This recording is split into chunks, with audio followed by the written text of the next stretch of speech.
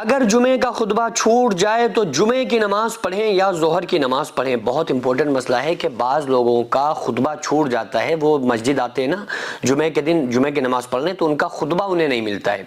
यानी वो रास्ते में हैं और उन्हें आवाज़ लग रही है कि खुतबे की आवाज़ आ रही है, लेकिन जब तक वो मस्जिद पहुँचे या तो खुतबा हो चुका है या फिर खुतबा आधा हो चुका है, यानी कि खुतबा शुरू हो चुका है, वो खुतबा पूरा नहीं सुन पाया।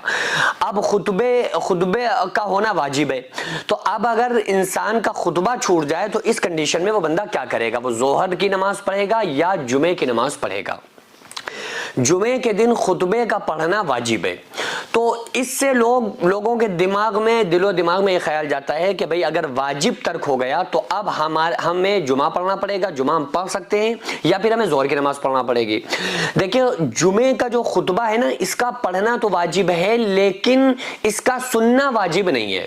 यानी ये वाजिब पढ़ना है कि मस्जिद में एक खुतबा पढ़ा जाए, ये पढ़ना वाजिब है, और सुनना उन लोगों के लिए वाजिब है, उन लोगों के लिए जरूरी है जो वहां पर सामाईन है, जो वहां पर बैठे हुए लोग हैं ना।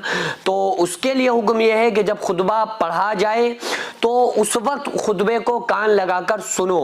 यहां तक कि अगर कोई इंसान, चटाई मस्जिदों की होती है ना, तो चटाई के जो वो निकल आते हैं ना, चटाई में कोई कपड़ा उठा लिया किसी ने या कोई कागज उठा लिया, या चटाई का वो टूट के कोई प्लास्टिक आ गई हाथ में, उससे यूं करके खेल लें, या कोई जुतरा वगैरह आ गया उससे खेल लें, इसकी भी इजाजत नहीं है। इसकी भी ममानियत आई है कि जब खुतबा पढ़ा जाए ना तो उसको कान लगाकर सुनो।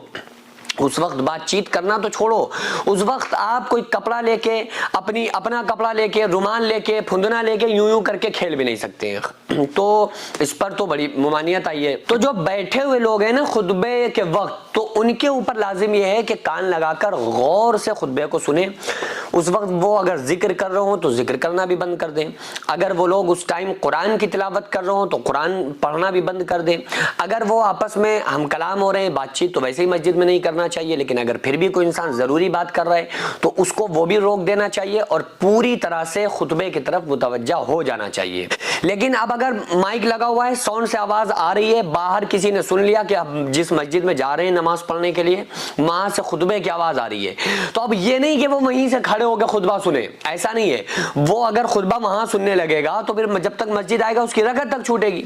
तो उसे जल्दी करना चाहिए कि जल्द से जल्द मस्जिद पहुंचे। आदत नहीं इंसान को बनाना चाहिए। अगर कभी हो गया कि चलो भाई देर हो गई, खुतबे थोड़ा बहुत निकल गया तो कोई बात नहीं, लेकिन इंसान को ये कोशिश करना चाहिए। अल्लाह फरमा रहा है, या अय्युहल्लज़ीना आमनू इज़ा नूदिया लिस्सलाति मिन यौमिल जुमुआ फसअू इला ज़िक्रिल्लाहि वज़रुल बैअ, कि जब जुमे के दिन आवाज लगाई जाए, अजान दी जाए, तो तुम सारे कामों को छोड़ दो, मस्जिदों की तरफ आ जाओ, और जब नमाज पढ़ चुको, नमाज से फारिग हो जाओ, तो फंतशिरू फिल अर्ज़, जमीन में फैल जाओ। तो अब आप यहाँ पर यह गौर करिए कि अल्लाह तबारक व तआला ने हुक्म दिया है कि जब आजान होना तो मस्जिद आ जाओ, तो इसलिए जल्दी इंसान को मस्जिद में पहुंचना चाहिए। तो बहरहाल अगर किसी इंसान का खुतबा छूट गया है, मस्जिद लेट आया है, क्या खुतबा हो रहा था और वो बाद में आया है, तो उसको उस कंडीशन में बैठ जाना चाहिए। और खुतबा अगर छूट गया है तो वो नमाज पढ़े, नमाज से उसकी जुमे की ही नमाज पढ़ेगा, उसकी नमाज पर कोई फर्क नहीं पड़ेगा।